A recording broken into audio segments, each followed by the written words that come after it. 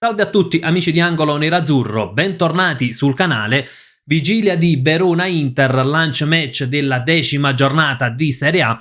Andiamo quindi a vedere cosa aspettarci dalla partita di domani, dal punto di vista tattico e non, con alcuni numeri decisamente molto interessanti e anzi forse addirittura direi sorprendenti relativi ai nostri avversari, e andremo poi a vedere e commentare anche le probabili scelte dei due allenatori. Prima di iniziare, come al solito, vi ricordo, se vi piace il contenuto del video, un bel like, l'iscrizione. Sono davvero delle operazioni semplicissime, 2 semplici click che però aiutano tantissimo il canale. Iniziamo innanzitutto da come arrivano le due squadre. Un'altra squadra, ecco, dopo la Fiorentina, che si trova ad incontrare l'Inter senza aver ancora vinto in Serie A. Solo 5 punti conquistati dal Verona, 0 vittorie, appunto, frutto di 5 pareggi. È una squadra che ha qualche problema, ecco, dal punto di vista anche dei gol fatti e subiti. Solo 5 gol fatti, ben 14 quelli subiti. In realtà però poi andremo a vedere, analizzando la fase di possesso del Verona, che può essere una squadra più temibile di quello che ci dicono questi due numeri. Prendiamo un attimo anche la lavagna tattica, anche per vedere delle situazioni brevemente, cosa aspettarci dalla partita di domani, se può essere preferibile Bonni oppure meglio schierare Pio Esposito, insomma giusto qualche accenno tattico, non un qualcosa di particolarmente lungo o noioso. Come vedete qui alla lavagna tattica abbiamo il Verona, ovviamente le pedine rosse, però schierate già nella loro metà campo, perché solitamente, ecco, partiamo sempre dal sistema di gioco di base. In realtà io penso che sia un atteggiamento che troveremo per gran parte della partita e andiamo anche a vedere il perché dico questo, come si arriva a questo Verona in questa situazione. Il sistema di gioco di base del Verona è quello che appunto vediamo nella grafica, quindi un 3-5-2. Però si abbassa la linea difensiva, si abbassano gli esterni in fase di non possesso, stessa cosa fa il centrocampo che va a cercare di chiudere questo spazio, ecco, davanti all'area di rigore, e si abbassano anche i due attaccanti. Giovane e Orban ritroviamo in fase di non possesso nella loro metà campo, quindi a fare questa grande densità che abbiamo appunto, che vediamo anche alla lavagna, mi riferisco anche alla lavagna fisica. Perché dico che per gran parte del tempo avremo questa situazione? Perché il Verona è una squadra che fa pochissimo possesso, è penultima per possesso palla in Serie A, praticamente fa meno possesso soltanto il Pisa di Gilardino. Fase di non possesso del Verona che avviene con un primo pressing sulla costruzione avversaria. Ecco, lì magari troveremo i calciatori del Verona che vanno a pressare i nostri. È così che la squadra gialloblu ha realizzato il gol contro il Como nel turno infrasettimanale. Poi arretrano tutti, ecco, quando la squadra avversaria sviluppa l'azione, arretrano proprio a creare questa grande densità. E arriviamo al primo punto: meglio Bonni o Pio Esposito? La scelta sembra ricadere su Bonni e potrebbe essere una scelta giustificata dal fatto che Bonni dà meno punti di riferimento, quindi mi aspetto che magari entrambi gli attaccanti, sia Bonni che Lautaro, li troveremo fare un po', ecco, questo lavoro. Uno magari va incontro e l'altro attacca alla profondità, e possono anche scambiarsi in questo lavoro dando meno punti di riferimento. Se invece avessimo Pio Esposito che dà molto più punto di riferimento, è un po' più statico come calciatore, seppur, ecco, comunque anche lui gioca per la squadra ma dà il riferimento alla difesa avversaria, lo troveremo praticamente in più di un'occasione forse schiacciato tra le linee del Verona. Pio Esposito potrebbe essere però una soluzione a gara in corso nel caso in cui la partita non si sblocca e quindi c'è bisogno anche di mettere un attaccante di peso, un attaccante alto che permette poi anche di giocare alzando la palla, ecco, con un lancio più cross che possono sicuramente aiutare. Come si cercherà di scardinare la retroguardia, oltre a questo movimento, la retroguardia ovviamente del Verona, oltre a questo movimento di Bonni, probabilmente sarà fondamentale la fascia sinistra, dove ci saranno appunto Di Marco, Carlos Augusto, forse Carlos è favorito, dopo andremo a vedere anche le probabili formazioni, Sucic e Bastoni, che può comunque andare a dare il suo supporto. Quindi in questa zona di campo troveremo quel famoso triangolo che l'Inter va a formare sulle corsie esterne e in questa zona di campo può dare una mano anche uno degli attaccanti. Ecco, da questo lato probabilmente dovrebbe esserci Bonny, ma che ci fosse Bonny o Lautaro, comunque ecco, possono andare ad aiutare e a cercare di creare densità in quella zona e superiorità. È vero che è un Inter che spesso giocando in verticale ha cercato anche le vie centrali, però secondo me la partita di domani può dare sbocchi o sulle corsie esterne o con delle imbucate più centrali. Occhio, perché questo modo di giocare del Verona porta la squadra di Zanetti a subire sì tanti gol, perché comunque ne ha subiti 14 nelle prime 9 giornate, però è una squadra che per numeri, ecco, se guardiamo gli XGA, quelli concessi agli avversari, non è una squadra che concede, non è una di quelle che concede più XGA in campionato, anzi in questa speciale classifica praticamente troviamo il Verona appunto a metà classifica, segno di una squadra che sì, naturalmente concede, ma non è una difesa che ecco, concede tantissime occasioni a partita, anche se poi i gol incassati sono in realtà più degli XG concessi agli avversari.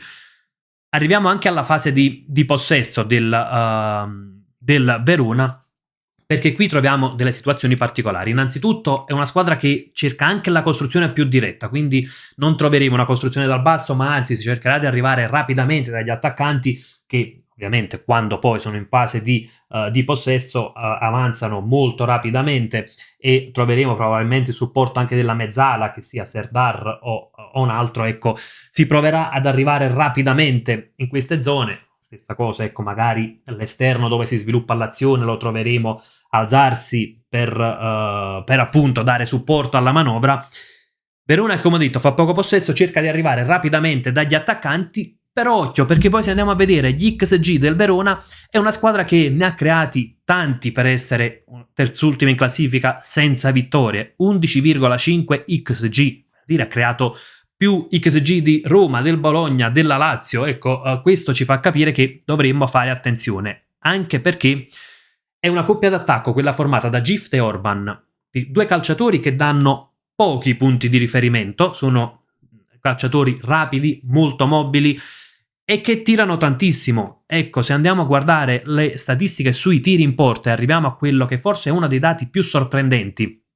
Il Verona è una squadra che fa gli stessi tiri in porta dell'Inter e in Serie A soltanto la Juventus ne ha fatti di più in queste nelle prime 9 giornate, quindi insomma questo già ci fa capire che possono essere pericolosi. Non ripartiranno tantissimo, ma quando ripartono arrivano molto spesso al tiro in porta, con Giovane e Orban che sono due attaccanti che tirano tanto. Ecco, sui tiri totali sono dietro soltanto a Moise Kean e Nico Paz. Sui tiri in porta addirittura Giovane è l'attaccante che in Serie A fa più tiri in porta, tra l'altro anche con una gran bella tecnica. Orban è terzo per tiri in porta, quindi questo cosa ci fa capire? Che avremo una squadra che quando verticalizzerà, quando arriverà da queste zone di campo sarà sempre pericolosa, perché appena avranno spazio comunque proveranno a calciare. E Orban e Giovane sono attaccanti, come detto, che danno pochi punti di riferimento e automaticamente possono creare delle difficoltà, ecco, alla difesa dell'Inter, quindi io direi assolutamente da escludere la titolarità di Acerbi, anche perché per caratteristica potrebbe soffrire i due calciatori del Verona. In realtà sembra favorito De Vrij, Bissek, che ha giocato da titolare contro la Fiorentina, dovrebbe partire dalla panchina. Potrebbe essere con una scelta data dal fatto che bisognerà avere un difensore che solitamente fa quel ruolo di difensore centrale, perché bisognerà forse molto spesso leggere anche prima le azioni del Verona, le ripartenze, quindi potrebbe essere dovuto a questo, potrebbe essere anche semplicemente un'alternanza. Bissek titolare ha fatto bene, pur mostrando delle pecche come abbiamo analizzato dopo Inter-Fiorentina, però certamente non possono essere accantonati gli altri due e De Vrij rispetto ad Acerbi ha giocato molto meno partite, 4 titolarità in totale, 2 in Serie A, quindi potrebbe essere anche una scelta dovuta a questo. Però De Vrij è sicuramente un tipo di calciatore che più può adattarsi contro un attacco mobile come quello del Verona. Akanji Bastoni a formare il terzetto difensivo, Dumfries, Barella, Çalhanoğlu, Sucic, Carlos Augusto, quindi Carlos Augusto probabilmente, ecco, per un'alternanza, per una gestione delle forze, ancora Sucic al posto di Mkhitaryan, scelta eccezionale quella di Sucic, sia per il tipo di calciatore, quindi un calciatore bravo ad inserirsi, bravo ad andare a giocare tra le linee, che come abbiamo visto può aiutare con la corsia esterna, può aiutare ad inserirsi nella zona di rifinitura, oltre al fatto che comunque ha fatto una grandissima prestazione contro la Fiorentina, condita anche da un gol, quindi giusto continuare a dare spazio a Sucic. Come detto, coppia d'attacco Lautaro Bonni, abbiamo analizzato prima anche i motivi che vedono Bonni favorito su Pio Esposito, oltre anche in questo caso comunque all'alternanza. Pio è partito da titolare contro la Fiorentina. Anche in questo caso troviamo un turnover non eccessivo e sono d'accordo con questa scelta di Chivu, perché la partita di Verona può nascondere delle insidie, perché ecco, oltre alla solita frase fatta, però incontriamo una squadra che non ha ancora vinto, che ha poco da perdere, perché naturalmente a Verona non richiedono di fare punti contro l'Inter, e quindi a volte sono quel tipo di partite che nascondono sempre quelle trappole, quindi giusto non fare un turnover eccessivo, poi magari si può fare un po' di turnover in più anche in settimana, dove è vero che ci sarà la Champions, ma a San Siro arriva il Kairat, che è squadra decisamente modesta. Andiamo anche a vedere, ecco, la probabile formazione invece del Verona. Monti tra i pali, Bella Kociap, Nelson e Valentini a formare la linea difensiva, tra l'altro linea difensiva che, a differenza della nostra, che soprattutto con Bastoni supporta l'azione, è una linea decisamente più statica. Ecco, magari invece Acerbi e scusatemi, ovviamente De Vrij e Akanji potranno invece, ecco, stazionare un po' più dietro, come abbiamo visto fare spesso, come hanno fatto pure con la Fiorentina, anche per proprio contenere le ripartenze di Orban e Giovane. Centrocampo con Belgali, Serdar, Gagliardini, troveremo l'ex e speriamo che non avremo brutte sorprese, ecco, dall'ex di giornata, Bernedì e Frese a completare la linea 5 di centrocampo, come detto appunto Gift Orban e Giovane a formare la coppia d'attacco. Partita che comunque vede l'Inter ovviamente favorita, partita importante anche perché poi praticamente tra un'ora ci sarà Napoli-Como, è partita insidiosa per il Napoli, ma soprattutto domani sera c'è Milan-Roma, quindi con una vittoria in ogni caso si guadagneranno punti sul Milan, sulla Roma o su entrambe, quindi può essere una vittoria che ci avvicina ulteriormente alle parti alte della classifica, che ci potrebbe far accorciare sulla Roma o potrebbe comunque, ecco, farci guadagnare punti sul Milan, quindi neanche a dirlo, fondamentale dare continuità al successo contro la Fiorentina. Insomma, però io vedo un Inter che ha tutte le carte in regola per portare via i 3 punti da Verona. Fatemi sapere anche la vostra nei commenti, quali sono secondo voi le insidie di questo match, cosa vi aspettate dalla partita di domani. Vi ricordo anche l'appuntamento con la live subito dopo il fischio finale. Ovviamente non mancate e come sempre vi lascio con un gran bel Forza Inter.